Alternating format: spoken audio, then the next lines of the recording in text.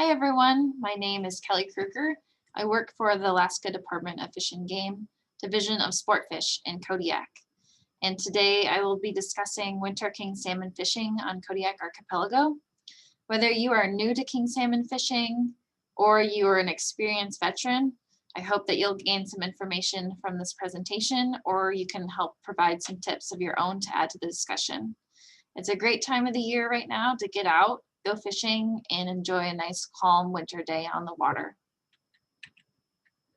An overview of this presentation, I will be going over salmon identification, the salmon life cycle, fishing regulations and licenses, and what you will need to be legal out on the water, king salmon migration, methods to catching king salmon, tips and tricks, and some additional resources. Why should you fish for winter kings? First of all, it's a great way to get outside and enjoy the weather, and you can sightsee at the same time. Maybe you want to stop and picnic somewhere along the way and make a day of it. It's a great family activity that the kids can get involved in.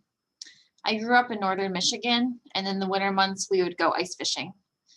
Normally we were targeting and catching perch or walleye, and I'll always remember my dad and I would get up, we'd look at the fishing report, look and see what the ice was like, the ice conditions, and then we'd choose a lake to go fishing on. Even if we didn't catch anything, it was still a lot of fun to be outside, and it was a great excuse to just be on the lake all day.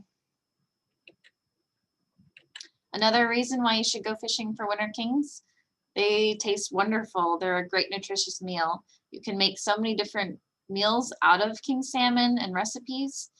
Here I have a king salmon pirog, and then you can make jarred salmon, and you can see my dog Basil. She's eyeballing that king salmon, hoping she can get a little bit of it.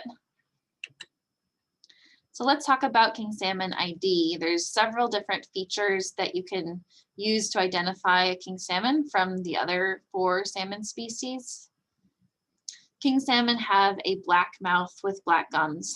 That's the first main identifying feature for king salmon. They have a small eye. They're going to have spots all along their back, their dorsal fin, and their tail. And then they're going to have spots on both lobes of their tail. So here's another look at some king salmon, and you can see the spots on both lobes of the tail as a thick caudal peduncle. Here's a small eye again, and then the mouth and the gums are black. Let's talk about king salmon versus coho salmon. If you catch a king salmon, it's most likely to be confused with a coho salmon. So as we just talked about, the king salmon have the black mouth and the black gums, and then both lobes of the tail have spots on them. A coho salmon is going to have a black mouth with a white gum line, and then the spots are going to be on the upper part of the tail. So those are the main way to tell a coho salmon apart from a king salmon. And I put the spawning color pictures on here too, just so you can see the king salmon spawning colors on the bottom left, and then the coho salmon spawning colors on the bottom right. So this is a quick way to test your salmon ID skills. These are the 5 Pacific salmon species. The top one, you can see there's spots on the whole tail, that mouth and the gums look black. That is a king salmon. The next one, it looks like the mouth is black, the gums are not. It looks like we have a thicker tail. You can't really see spots on that one. This picture's a little bit dark, but we have a coho. And then we have a chum salmon, sockeye salmon, and pink salmon. I have an article that I wanted to show you guys quickly. So if you go to the Fish and Game website, there's a search bar, and you can search Alaska's 5 species of Pacific salmon, life cycle, and identification. There's a really great series that's put out monthly called the Alaska Fish and Wildlife News that you can subscribe to online. And this has a really nice article of the life cycle, and then there's the 5 different species of salmon and some information along about all of them. And at the end of this, there is an online quiz for ID. So if you're interested after this presentation, you can search for the life cycle and identification quiz, and it's 25 questions, and you can test your knowledge on your identification.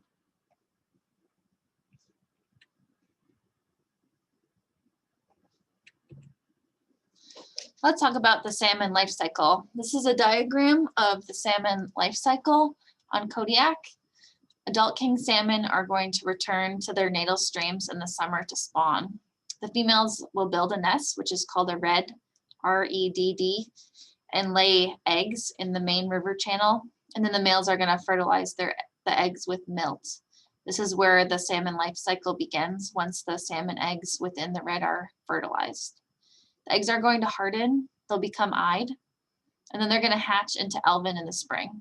Here's the elvin with the yolk sac attached. So the elvin are going to absorb this yolk sac, and then they're going to grow into fry and emerge from the gravel. And then the fry are going to develop parr marks, which act as camouflage to protect the salmon from predation. The parr marks are going to vary by species. King salmon have parr marks that are bar-shaped, and they are larger than the spaces in between the marks. So these are the spaces between the marks. They're going to be larger than the spaces between the marks. The parr are then going to spend 1 to 2 years in the freshwater and stream channels. When they're ready to migrate to the saltwater, they're going to undergo physiological and morphological changes to be able to process the saltwater. This is called smoltification. During this process, the salmon will become more silver, more streamlined, and they're going to undergo other changes to be able to live in the saltwater as adults. So they're going to go through buoyancy changes and osmoregulation to be able to process that saltwater. The king salmon will migrate to the ocean, where they're going to grow to adult salmon.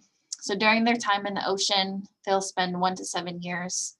And they'll be eating herring, sand lance, crustaceans, and squid. When they're ready to spawn and come back to their natal streams, they're going to undergo more physiological changes. They're going to develop a kype, which is a hook on their nose, and that's more pronounced in male salmon in general than females. They're also changed color. Like in that last slide, you could see that the spawning colors were red. And then they'll return back to their natal stream. On their journey back to their natal stream, they're going to eat very little, or they're going to stop eating entirely. And after the salmon spawn, they're going to die and provide nutrients for the watershed. A couple of fun facts that I just wanted to put in here. The record king salmon was 97 pounds, and this was caught in the Kenai River in 1985. King salmon are going to lay 3,000 to 14,000 eggs in their redds. And I have another resource I wanted to show you guys if you want more information on the different species of salmon. If you go back to the Fish and Game website and you click on the search bar, you can search for Chinook salmon. So we'll search for it. And each of the different salmon species have a species profile on the Fish and Game website. These have some really useful information and facts on here. You can see their range and how long they spend in the sea, some fast facts, life history, and different research resources, and even research and management. So that might be something to check out at the end of the presentation as well.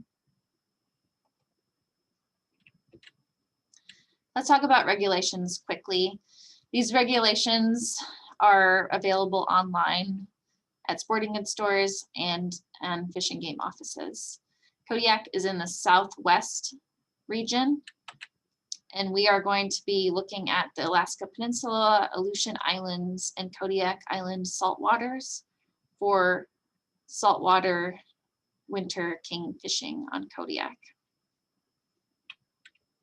Another spot to show you, I will show you where the regulations can be found online.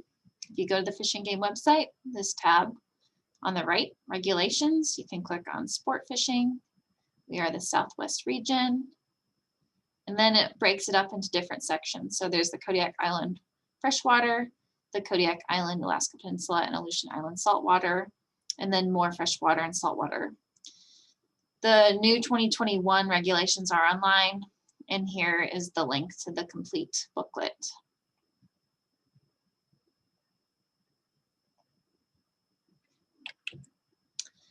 All right, so we're going to be focused on the Alaska Peninsula, Aleutian Islands, and Kodiak Island saltwater. This is found on page 24 of the regulations. So general regulations for saltwater. This is going to include all saltwaters circumjacent to Kodiak Island, the Aleutian Islands, and the Alaska Peninsula. The saltwater fishing season for all species is open year-round unless noted otherwise below. We are interested in king salmon, and it is the first species that's listed on this regulation page. And so it says that for king salmon, you can have 2 per day and 2 in possession, and there's no annual limit. And then the other salmon species are listed below, along with other species and their regulations. The regulation booklet is handy because it also has more ID and different resources in it. So on page 32, here's all of the 5 Pacific salmon species and identification. So that's a spot you can go if you're unsure of, you catch a fish, you're unsure of what it is, you can go look in the regulation booklet. If you are out fishing, make sure you have a copy of the regulations booklet with you on the boat. For licensing and king salmon stamps, any resident or non-resident is required to have a sport fishing license. If you are a resident 18 years or older, you must have one. And if you are a non-resident angler 16 years of older, you must have a fishing license.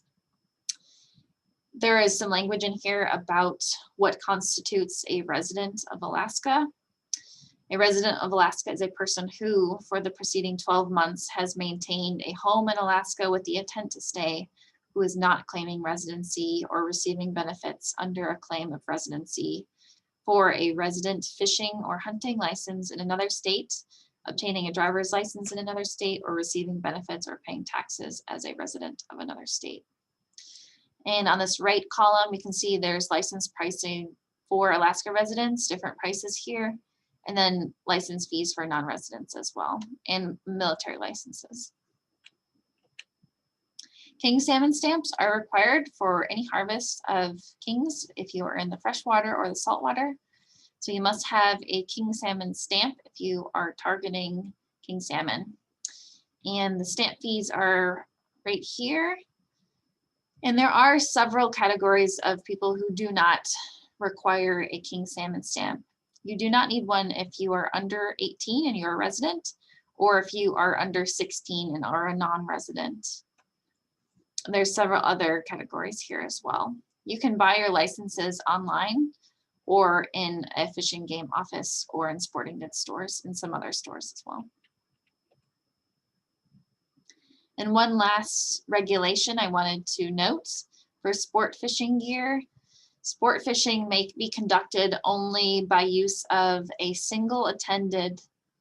closely attended single line attached to not more than 1 plug, 1 spoon, 1 spinner or series of spinners, 2 artificial flies, or 2 hooks. So you can have a single line, and that line must be closely attended. Here's a map of Alaska. I just wanted to put this in here so if folks aren't familiar with where Kodiak is, it is right here. We are in the Gulf of Alaska. Here is a close-up of Kodiak Archipelago, the main Kodiak Island right here, and then we have a Fognak Island and some other islands in here as well. There are 2 native king salmon runs on Kodiak. I just wanted to highlight these very quickly. We have Karluk here on the west side, Ayakulik on the southwest side of the island, and the Kodiak Road System is at the northeast portion of the island. There's a recent study that just came out with some preliminary results, and this are from some researchers up at the University of Alaska Fairbanks. This was a research study on immature adult king salmon that were tagged with satellite tags right outside of Kodiak and Chignik, which is on the Alaska Peninsula. The researchers tagged 40 king salmon and then they released them, and they were looking to see where they were going and where they were going in both places and over a series of months. So this is a blown up graphic from the previous poster. And so you can see these king salmon were tagged in locations by Kodiak, and you can see how far they were going. This is just amazing. So in November, which is in orange, look at the distances that this one king salmon was going. This is 500 kilometers, which is about 300 miles just within November. And then this one king salmon was just traveling all the way down to the Alaska Peninsula. So this is something to keep in mind, because this is what the presentation we're talking about now is focusing on, is how to catch these immature king salmon that are found outside of the city of Kodiak and around the island during the winter months. And these king salmon are referred to as feeder kings or winter kings. Let's get into some methods for how to catch these winter kings. Trolling is the most popular method during the winter months. It's a really effective way to cover a lot of ground in a short amount of time, and you can stay warm if you have a cabin. Mooching, this is popular in the summertime, and jigging, also popular in the summertime. And you can catch kings, especially when you're targeting other species accidentally, and it's great if you accidentally catch a king salmon. Nobody's going to complain about that. So these are the three methods that we'll be talking about during this presentation. All right, let's get into some equipment needed for trolling. So for trolling, you're going to need a trolling rod and reel, a downrigger and mounting system to mount the downrigger to your boat. You'll need a rod holder, a line release, or it's also called a release clip, a cannonball, and a landing net. All right, let's dig in here. So the first thing you need is a trolling rod and reel. You're going to want to think about what species you're going to be targeting most of the time, and what kind of line you're going to be wanting to use, and also kind of what lures or bait you want to use. And all of this will go into a deciding factor on what rod and reel you'd like to get. Typically for king salmon fishing, trolling, you're going to want a rod that can accommodate a 30 to 50 pound test line with moderate to fast action for king trolling. Some of these rods are going to have line counters that are built into them to keep track of how many feet of line have gone out. And the downriggers will keep track of this too with a line counter. Folks at sporting goods stores can really help you decide which rod, reel, and line work best for you. They're outside fishing all the time, and they are really experienced and can help you figure out what's going to be the best option and price for you. Make sure that you have enough line on your rod, several hundred feet. So if a fish fights and it's going to take out line, it's not going to strip all of the line off of your rod and reel and then break free. Downriggers are going to come in a variety of options for a variety of prices. There's manual or electric options. The manual options are more cost effective. Some of them telescope, like this one, kind of like a tripod, and then you can put the downrigger out, so it's going to be perpendicular to your boat, and that's going to keep all of your trolling gear away from your outboards, so it does not get snagged up in your outboards. Make sure that a mounting system comes with your downrigger, so you can mount it to your boat or skiff. And if there is not a rod holder that comes with your downrigger, make sure you buy one and attach it. Next is a line release or clip. So this is going to connect your downrigger to your line underwater. Make sure you have several of these on hand. They wear out and you don't want to get stuck without them. They cost about $10, $15. Last fall, I was out on a boat and the line release was not working. It wasn't holding the line in it. And so we had to get creative because we didn't have another one on board, and we ended up using my hair tie to secure the line release clip to keep the tension on the line. You can adjust the tension on these lines by moving the line in or out of this neon green part. Cannonball, this is what is going to keep your lure at the depth that you want to fish at. These come in a different variety of weights and shapes. Some of them have less drag than others.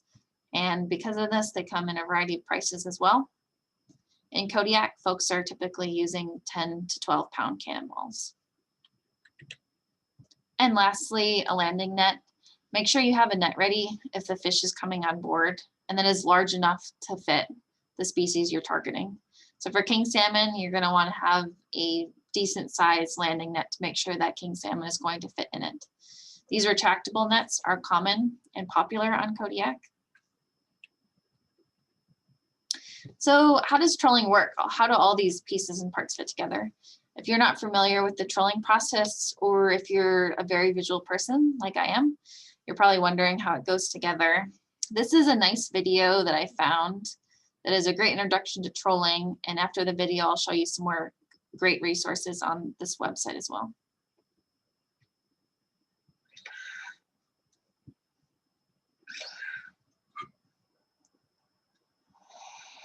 When you're angling in deep water, controlling the depth of your lure is key. If you're not using a downrigger, your lure can drift up towards the surface away from the fish. But when you fish with a downrigger, your bait goes where they are and stays there while you troll. Here's how it works. First, you need to connect your fishing line to the downrigger. To start, attach the weight to the downrigger cable. Then connect it to your fishing line with a pinch release. Now that you're rigged up, you can place your rod in the holder. Next, you'll use the downrigger to lower the weight and your lure to the right spot. Using your fish finder, identify a depth where the fish are. Then, use your downrigger to lower your lure to that depth. As the weight lowers, your fishing rod will bend. A line counter on the downrigger will tell you exactly how far down you are, so you can hit the perfect spot. While you're trolling, the downrigger keeps your lure at that depth and allows it to move naturally through the water. On some Canon downriggers. All right, so that was just a nice little introduction to trolling. And I have the website pulled up if you want to get some more information. There's a little bit more to that video if you want to watch the rest of the video. And then this website has some really great information on the different parts that you need to be able to go trolling with downriggers, the different steps, step-by-step process on how it works, and even what kind of fish you can catch with downriggers and trolling, and some different options for downriggers.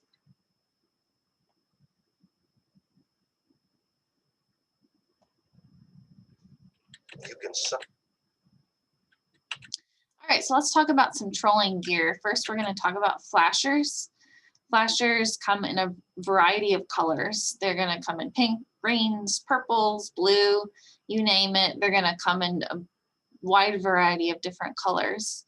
And some of them have UV technology that will maximize how much UV light is reflected off the flasher, which will increase the visibility of the fish. So flashers are going to create a visual cue and vibration in the water, which the salmon are attracted to. The flashers are going to spin in a 360-degree motion, and this movement is resembling that of another salmon swimming through a ball of bait. The green flashers really work well on Kodiak, especially these hotspot brand, because they're going to be resembling a school of herring. Think about what depth you're going to be fishing. A tip for the flashers is make sure you connect the correct end to the top of the line so it will rotate in that 360-degree motion. The fat end is going to be at the end of your setup. The flashers are going to come up with instructions on the back of the package that are going to show different setups for bait and lures, or hoochies, which I'll talk about later.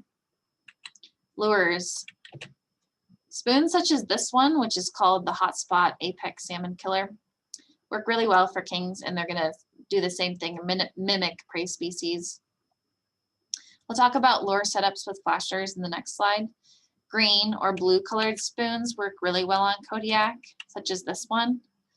There's another one that looks similar to this that has an outline in dark of a bait fish drawn onto it. That one works really well too. But you can see there's so many different color options to try. Just try some of these green and blue options. Those are going to work well on Kodiak. Check out local sporting goods stores and see what options they carry too, and ask them what is going to work the best for king salmon, if you're targeting king salmon, or for coho salmon. On Kodiak, folks are typically going to use 5-inch spoons. Hoochies, which look like squid, work well too with a short leader, and I have a picture of those later in the presentation. For bait, herring is the most popular bait fish on Kodiak. This is a herring. And you can purchase herring from the sporting goods stores or canneries. They come in different sizes at the store as well. The blue label is a good size for fishing on Kodiak. These are medium-sized herring.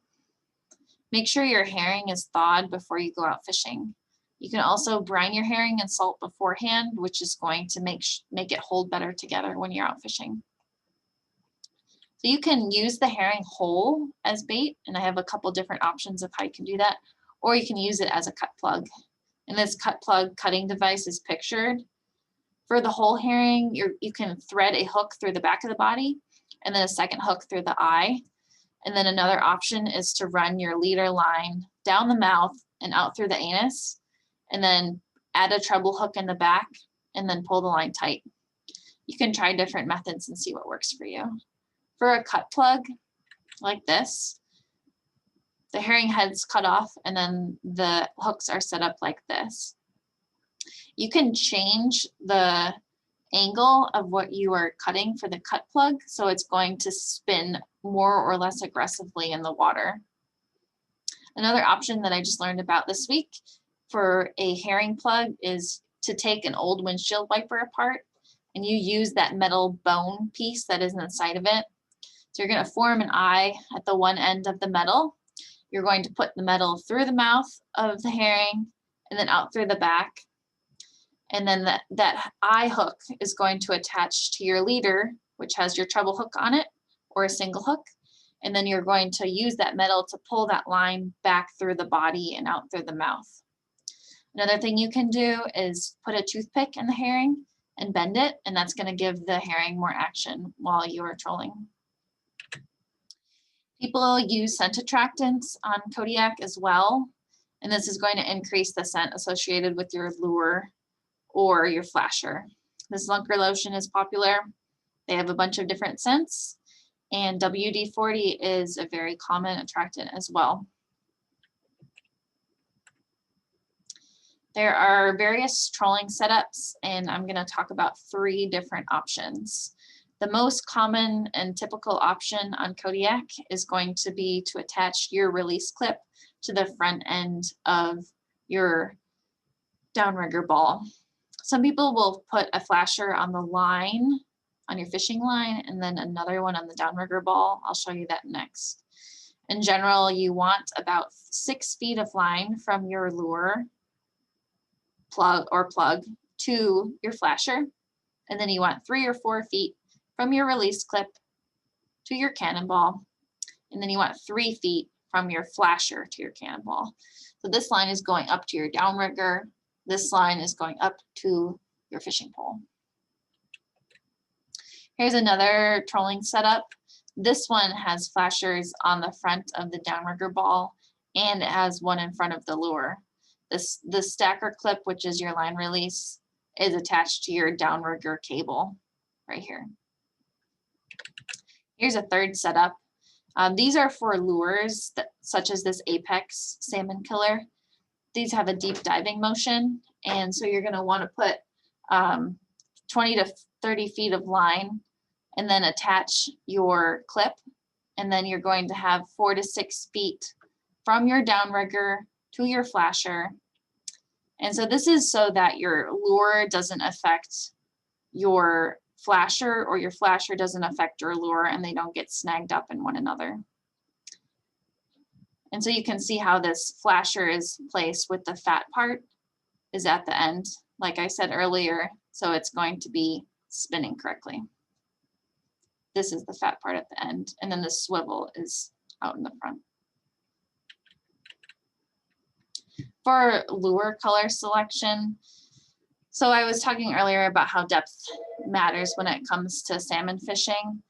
And so now that we've discussed flashers and lures, it's important to keep in mind that king salmon fishing occurs in dark water, in deep water. So if you go way back to your middle school days, remember Roy G. Biv, it's what we all learned. And that stands for red, orange, yellow, green, blue, indigo, violet.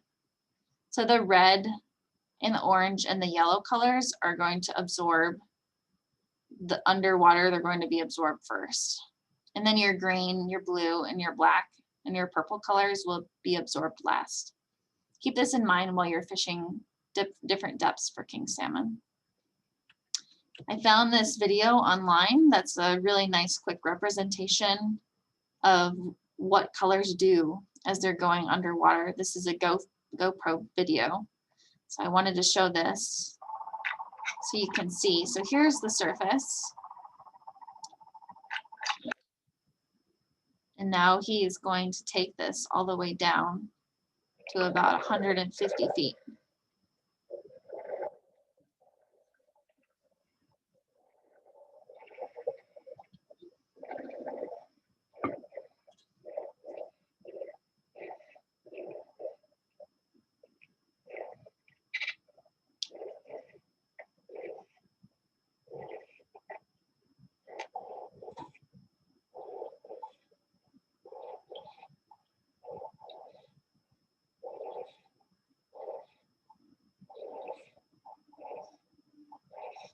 So you can see he's at 55 feet, and look at those colors on the right.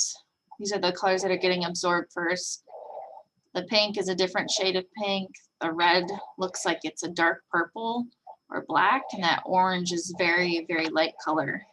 The yellow looks like a green color now.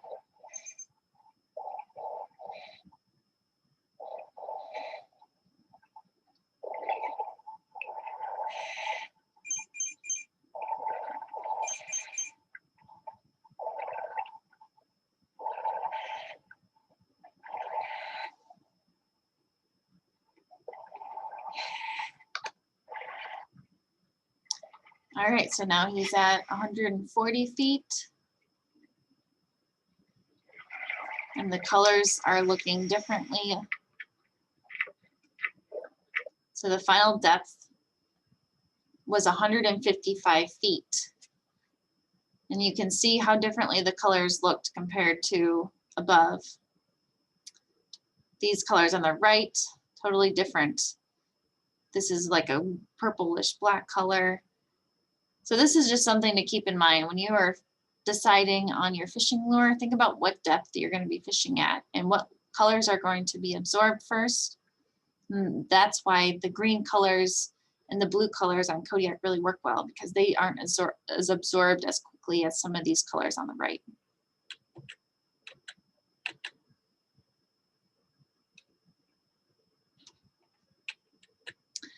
Okay, so what if you don't have a downrigger and you are looking for a less expensive option and you still would like to catch kings? So you can still catch kings if you don't have a downrigger. You can attach what's called a diving sinker to your line. There's a couple different names for these, such as a deep six or a pink lady. This is a deep six pictured, and this is an inexpensive way to be able to catch king salmon. So these are planers, and they act as a downrigger because they're going to dive down and change depth based on how quickly you are trolling. The top end is going to attach to your line, and then the front end is going to attach to your flasher and then whatever kind of bait or plug you have on there. So on the package for these, it kind of will give you instructions on how to set these up and different options for how deep they're going to be diving. This is another option. This is called a dipsy diver, and you would adjust the direction on this base plate, so it's going to dive to different depths. So this is how they are set up. You have your sinker with your line on top.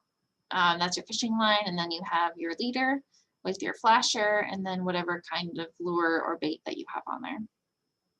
These are a really good option if you want to try trolling from a kayak.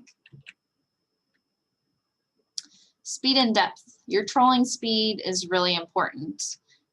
If you're trolling at a faster speed, you might need a larger cannonball to be able to get down to depth.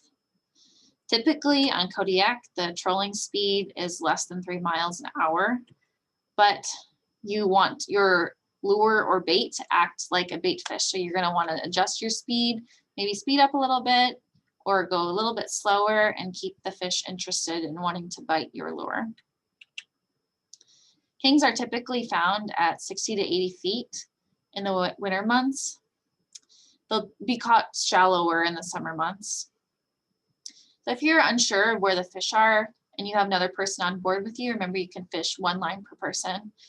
Maybe put 1 downrigger up higher and then 1 down lower. And if you get a bite at 1 depth, then adjust that second downrigger and fishing pole to that same depth.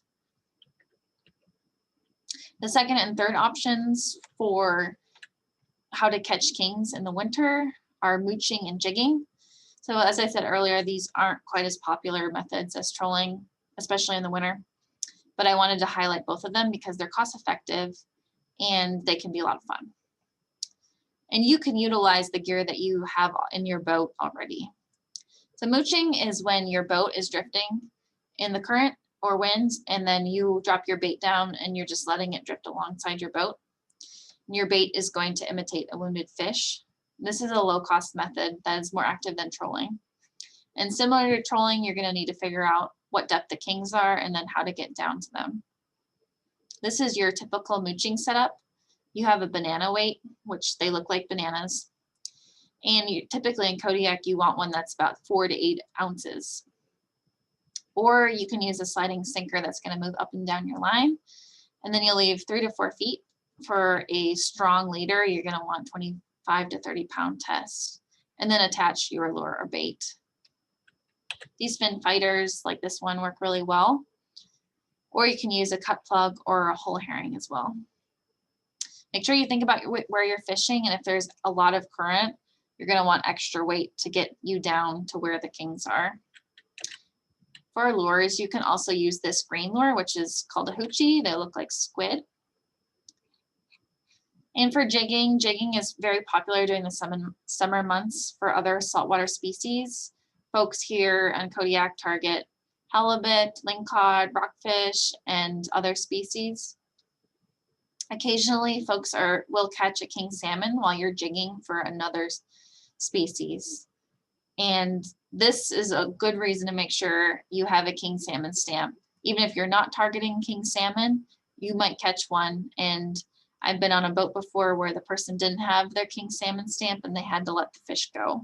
Make sure you have your king salmon stamp. So if you catch one, you can keep it. So jigging is when an angler is going to create a vertical and jerky motion with a jig, which is a lure, and that's going to create the action. So you're going to want to try these jigs that look like bait fish, like this one is called the cripple herring. And on Kodiak, typically folks are using size 4, and these have the weight built into them. Let's go back to the king salmon and other salmon ID.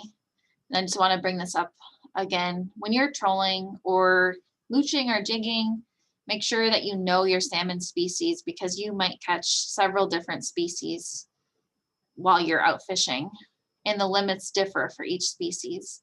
Last summer, we were out on the boat for work, and we ended up catching a king salmon, a coho salmon, and a chum salmon while we were jigging for a rockfish project.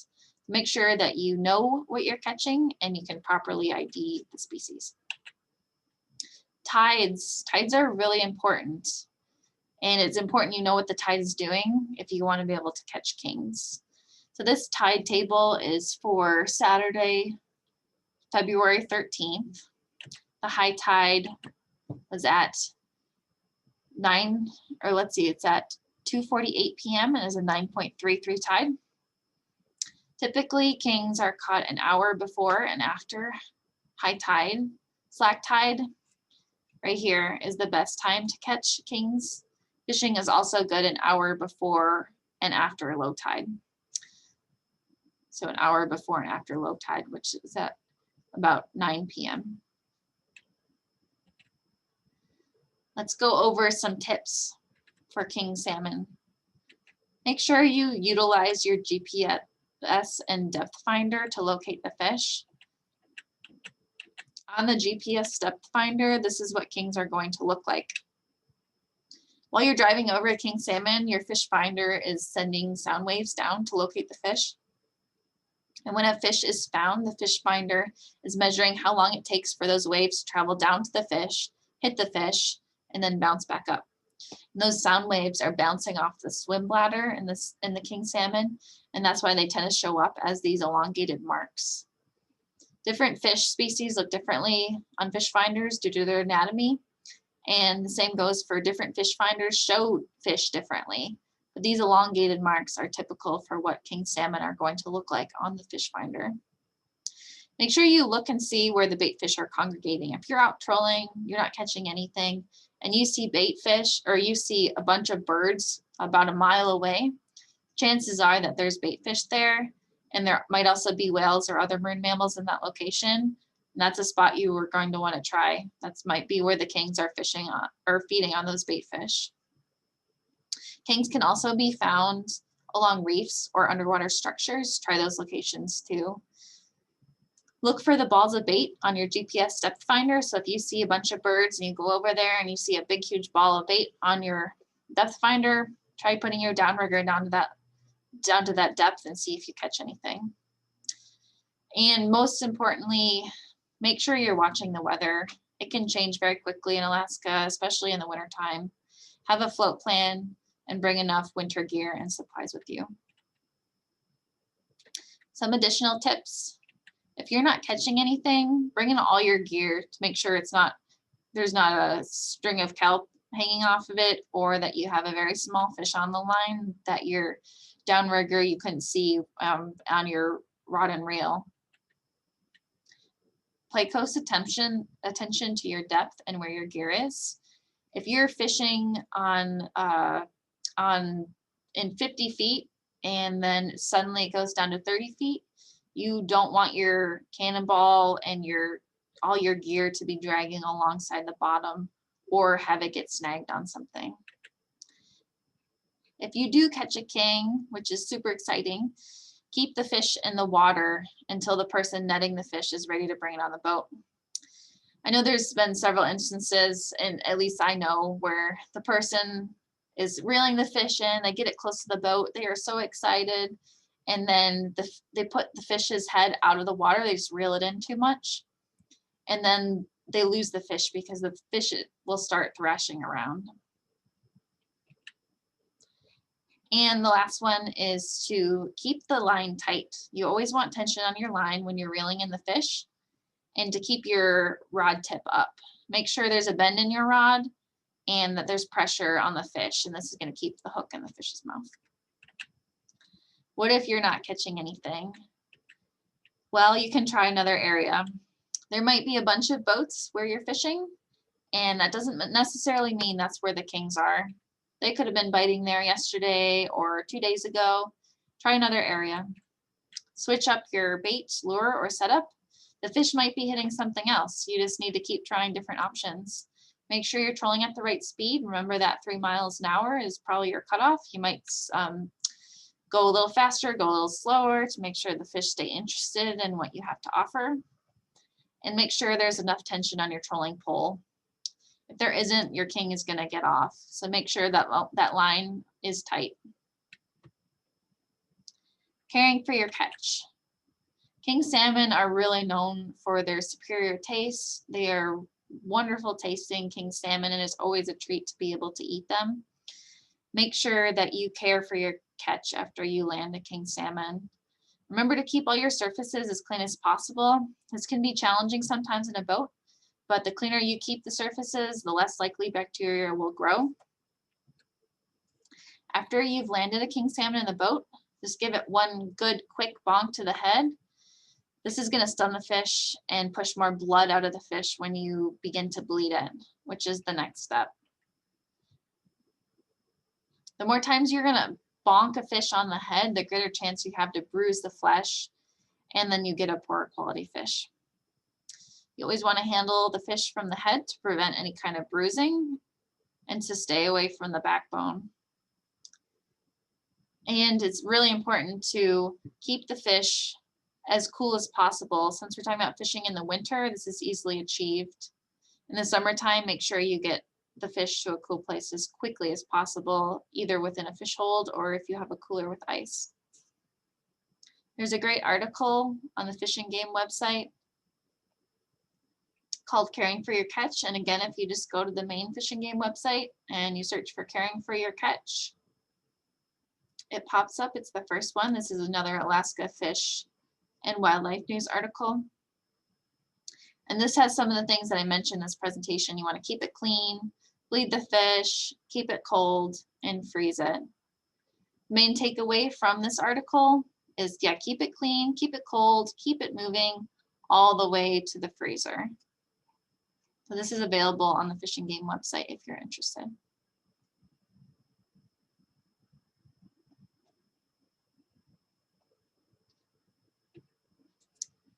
There's added benefits to going out and going fishing for kings in the winter. You might catch halibut or rockfish while you're trolling.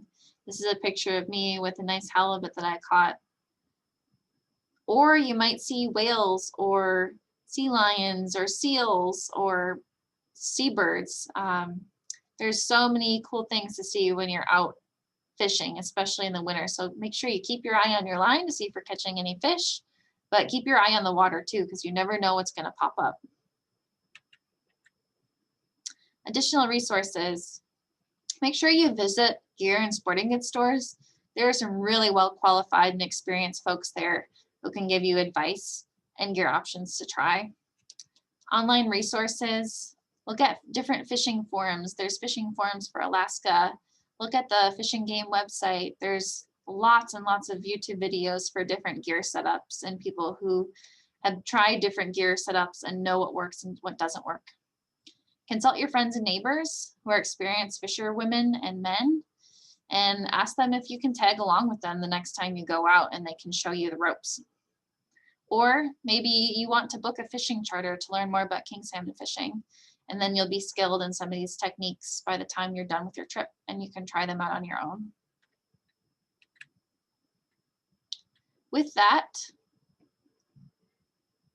in conclusion, I hope to make this a living document for king salmon fishing on Kodiak for the winter and also for the summer.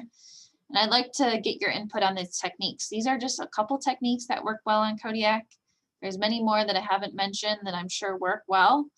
And so if you already winter kingfish and you're willing to share what works well for you and maybe what doesn't work, let us know. And hopefully you were able to gain some information from this presentation. Please contact me if you have any questions. Thank you for your time.